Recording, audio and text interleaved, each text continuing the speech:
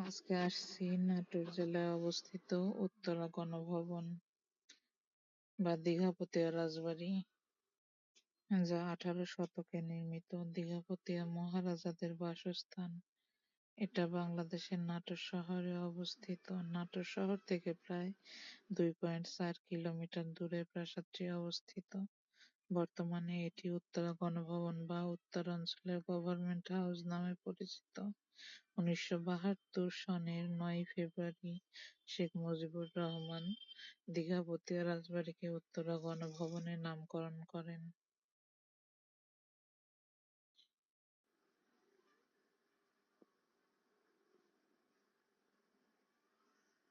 দীঘাপতিয়া রাজবংশের প্রতিষ্ঠাতা রাজা দয়ারাম রায় নাটোর রাজ্যের রাজা রামজীবনের দেওয়ান ছিলেন। দীঘাপতিয়া রাজবংশের প্রতিষ্ঠাতা দয়ারাম রায় 1680 থেকে 1760 বঙ্গাব্দ এবং 1734 সালে প্রায় 43 একর জমির উপরে এই দীঘাপতিয়া প্রাসাদটি নির্মাণ করেন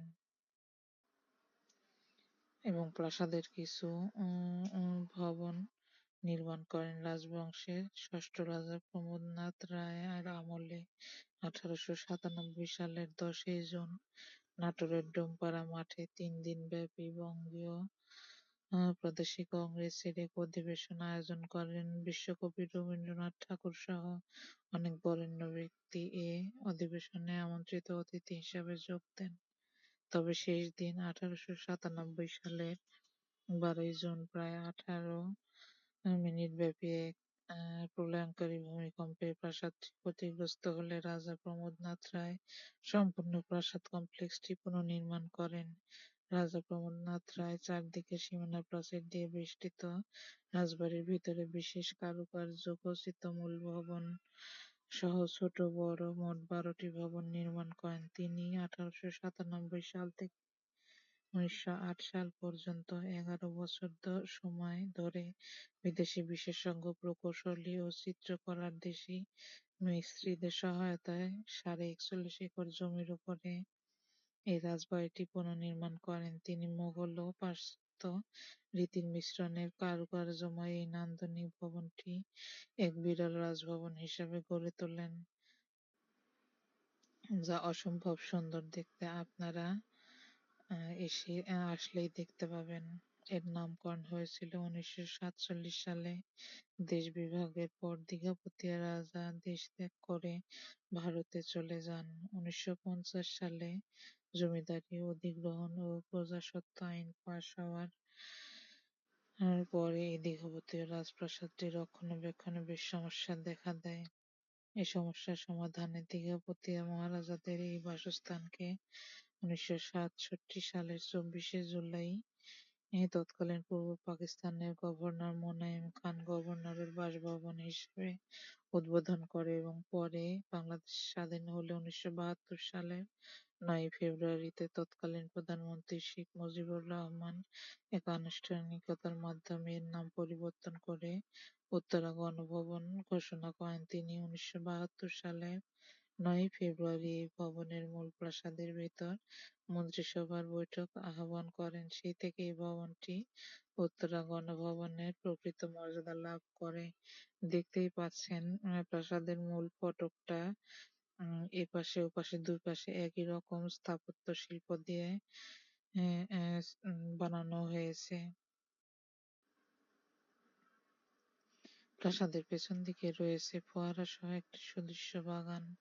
বাগানের এক কোণে রয়েছে প্রমাণ আকৃতির মার্বেল পাথরের একটি নারী মূর্তি। 1947 সালের পর অবশ্য এই ভবনে আর কেউ বসবাস করেনি। বর্তমানে এটি দর্শনার্থীদের জন্য বিশেষ ব্যবস্থায় নাটোর জেলা প্রশাসকের অনুমতি সাপেক্ষ উন্মুক্ত রয়েছে এবং আজ 1 বছর হলো আবার এটা উন্মুক্ত করে দেওয়া হয়েছে জনগণের জন্য, যাতে প্রতিটা টুরিস্ট এবং অন্যান্য বিভিন্ন জায়গার বিভিন্ন লোকজন এসে এটা দেখতে পারে এবং জানতে পারে এর ইতিহাস।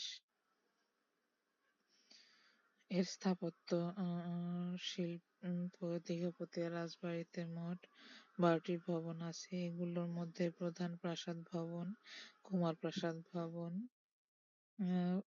প্রাসাদ ভবন, কাছারি ভবন, ৩টি কর্তারানীর বাড়ি, প্রধান ফটক, রান্নাঘর, motor garage, driver quarter, staff quarter, কোষাগার ভবন উম, ও সেন্ট্রি বক্স ভবন সহ অন্যান্য ভবনের দরজা জানালা সবই মূল্যবান কাঠ দ্বারা নির্মিত। আপনারা দেখতেই পাচ্ছেন এর মাঝে কিছু ভবনের ধ্বংসস্তূপ এখন অবধি রয়েছে, যা পুনরায় আর নির্মাণ করা হয়নি, এবং কিছু আহ, কিছু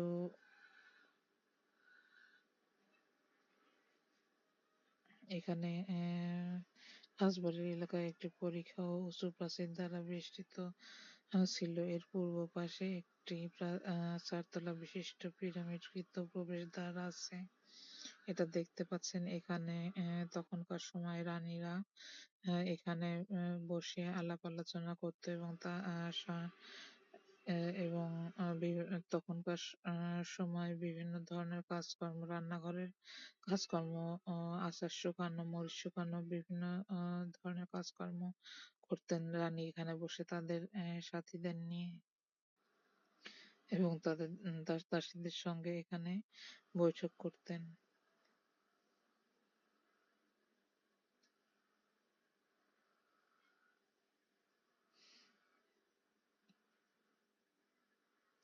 দীঘাপতিয়া রাজবাড়ির মূল প্রাসাদটি পূর্বমুখী একতলা ভবন। প্রাসাদের ব্লকটি ৩০.৪৮ মিটার দীর্ঘ দীর্ঘ দীর্ঘ ইংরেজিতে ই অক্ষরের আদলে নির্মিত। এই প্রাসাদটি সম্মুখভাগে রয়েছে সামনের দিকে অভিক্ষিপ্ত ৩টি বারান্দা আছে। সমস্তটাই প্লাস্টারের মাধ্যমে অঙ্কিত ফুল নকশায় শোভিত।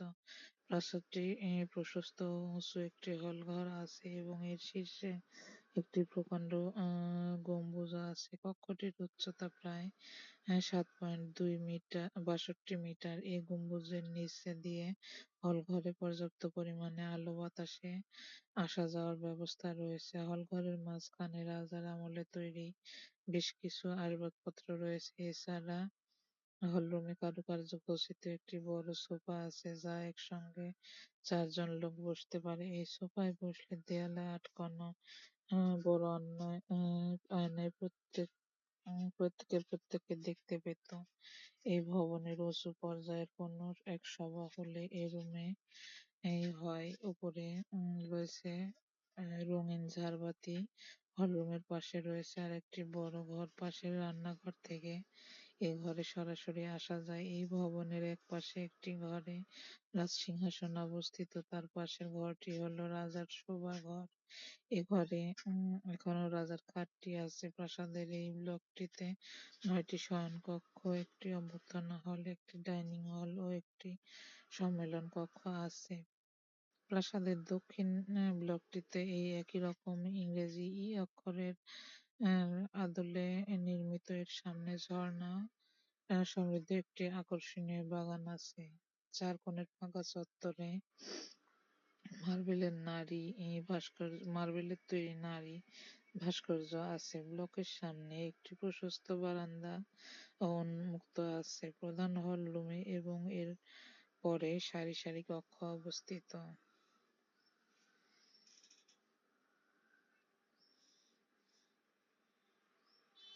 প্রধান প্রাসাদের ব্লকটির নিকটেই দক্ষিণে কুমার প্যালেস নামে একটি সুন্দর দ্বিতল ভবন আছে, এবং এর পাশে একটি ছোটখাটো চিড়িয়াখানা আছে, যেখানে বিভিন্ন প্রজাতির হরিণ রয়েছে, এবং এর পাশ দিয়ে আরেকটু সামনে গেলে এখানে 2টা ময়ূর ছিল, তিথি এবং মিতি নামে, যা এখন আপাতত একটাই আছে, এবং অন্যটি গত বছর মারা যায়। এখানে বিভিন্ন ধরনের গিনিপিগ, বানর এবং বিভিন্ন প্রজাতির কবুতরও ছিল। আমরা এখান থেকে ঘুরে আসি। এরপরে কুমার প্যালেসের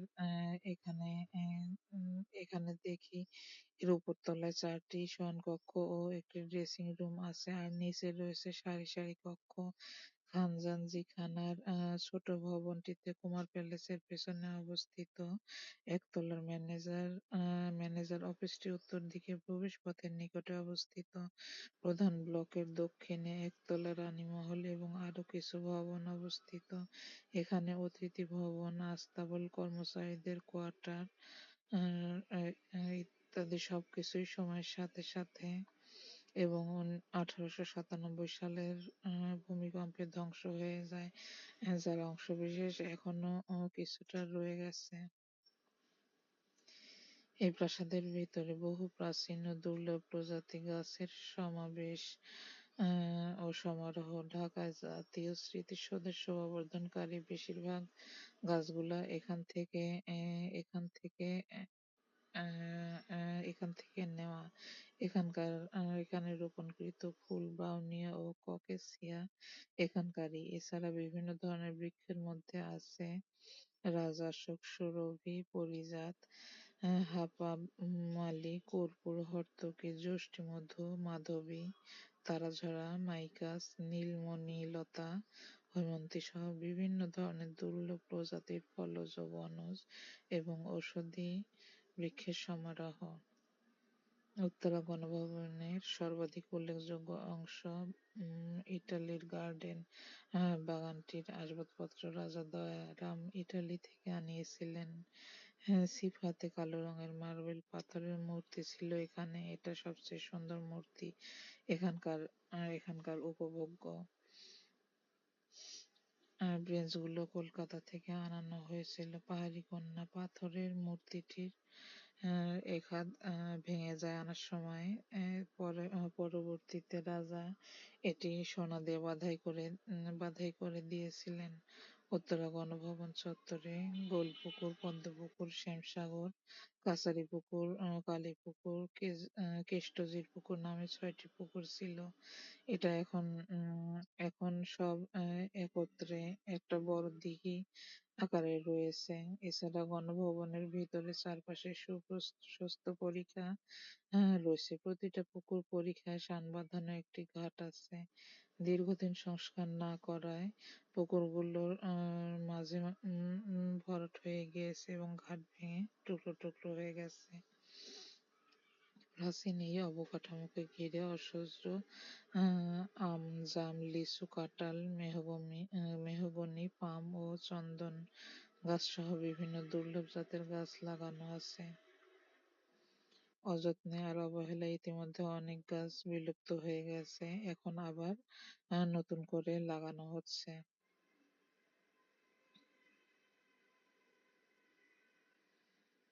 উত্তরা গণভবনের পুরাতন ট্রেজারি ভবনে স্থাপত্য সংগ্রহশালায় ছিল বিভিন্ন রাজার আমলের অন্তত শতাধিক জিনিসপত্র ও দুষ্প্রাপ্য সামগ্রী।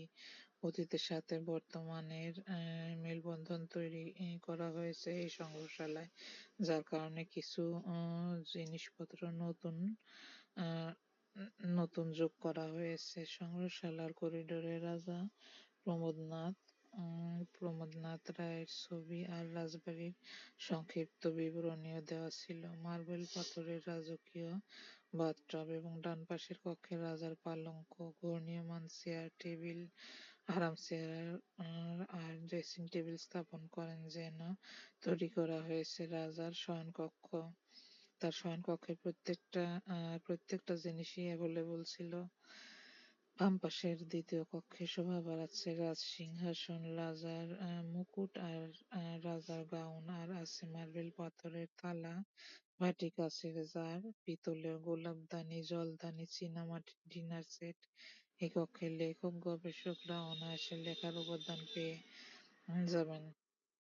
রাজপরিবারের লাইব্রেরি, বই আর শেষ রাজার প্রতিভা নাথ রায়ের ইন্স্যুরেন্স বিষয়ক কাগজপত্রের মাধ্যমে অনেক কিছুই জানতে পারবেন লেখকরা। এই কক্ষে রাজকুমারী ইন্দু প্রভা চৌধুরানী সুলেখক ইন্দুপ্রভাকে রাখা হয়েছে তার পিতলের ছবির ফ্রেমে, আর তার ব্যক্তিগত ডায়েরি, আত্মজীবনী ও পাণ্ডুলিপি ও তার কাছে লেখা স্বামী মহেন্দ্রনাথ চৌধুরীর রাশি রাশি চিঠিও ছিল।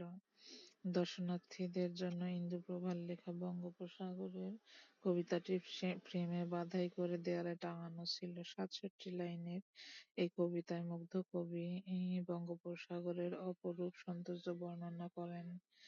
করিডোর ছাড়া সংগ্রহশালার ১০টি কক্ষের বিভিন্ন স্থানে ছড়িয়ে আছে দৃষ্টিনন্দন আসবাবপত্র, বিশেষ করে রকমারি সব টেবিলের মধ্যে ডিম্বাকৃত টেবিল, গোলাকার টেবিল, দোতলা টেবিল, প্রসাধনী টেবিল, অষ্টভুজ টেবিল, চতুর্ভুজ টেবিল, কর্নার টেবিল ও গার্ডেন ফ্যান কাম টি টেবিল।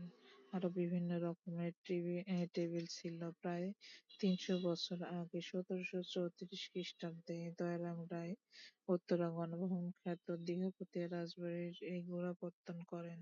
১৮৯৭ সালের প্রলয়ঙ্করী ভূমিকম্পে রাজবাড়িটি ধ্বংসস্তূপে পরিণত হওয়ার পর থেকে ১৯০৮ সাল পর্যন্ত ১১ বছর ধরে বিদেশি বিশেষজ্ঞ ও প্রকৌশলীদের, চিত্রশিল্পী এবং কারিগরদের সহায়তায় এই নয়নাভিরাম রাজপ্রাসাদটি আবার নতুন করে নির্মাণ করা হয়। দিঘাপতিয়া রাজপরিবারকে নিয়ে এই সংগ্রহশালার পরিণতি দেওয়া হয়েছে।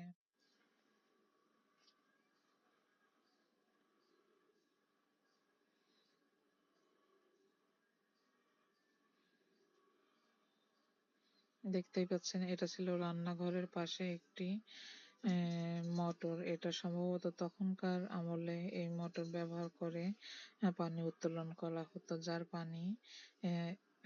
পানি এখানে রান্নার কাজে এবং বিভিন্ন কাজে ব্যবহার করা হতো।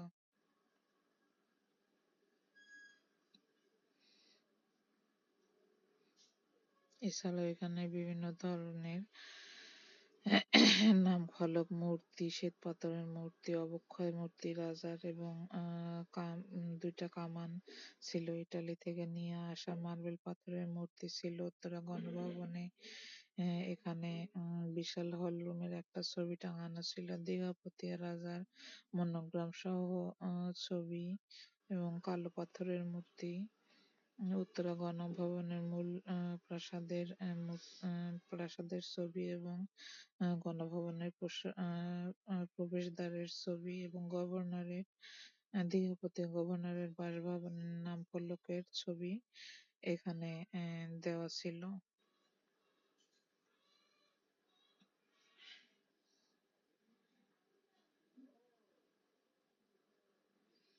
আপনারা চাইলে এখানে আসতে পারেন। অসম্ভব সুন্দর একটি জায়গা। আপনারা এখানে আসলেই বুঝতে পারবেন।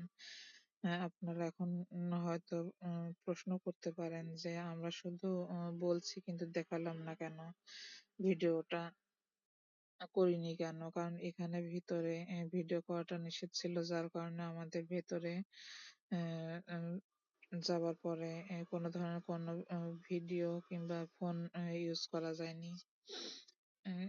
যার কারণে আমরা ভেতরের ভিডিওগুলো করতে পারিনি। শুধুমাত্র ভেতরে কি কি জিনিসপত্র আছে, কি ব্যবহার করা যায় বা এখন ব্যবহার করা হচ্ছে, এই জিনিসগুলো আপনাদের জানালাম এবং প্রাচীন স্থাপত্য শিল্পের কি কি জিনিসপত্রগুলো ছিল সেটা জানিয়ে দিলাম। আপনারা এখানে সরাসরি আসলে পৌর কমিশনারের অনুমতি নিয়ে ভিতরে গিয়ে দেখতে পারেন কোথায় কেমন কি আছে, তাহলে বুঝতে পারবেন আদি স্থাপত্য শৈলী কত সুন্দর। এটা এটা প্রাসাদের উল্টো পাশ থেকে পুরোপুরি দেখা যায়, যার কারণে আবারও একবার আপনাদের দেখিয়ে দিচ্ছিলাম উত্তরা গণভবনের মূল প্রাসাদটি। আমাদের প্রাসাদটা ঘোরাফেরা শেষে আমরা বের হয়ে আসি বাড়ির উদ্দেশ্যে রওনা দেওয়ার জন্য। দেখতেই পাচ্ছেন এখানে প্রাসাদ থেকে বের হবার সময় মূল দরজাতেও এই একই কারুকাজ খচিত মূল ফটকটা, যেটা বাহির থেকেও যতটা সুন্দর এবং ভেতর থেকে ঠিক ততটাই সুন্দর দেখতে।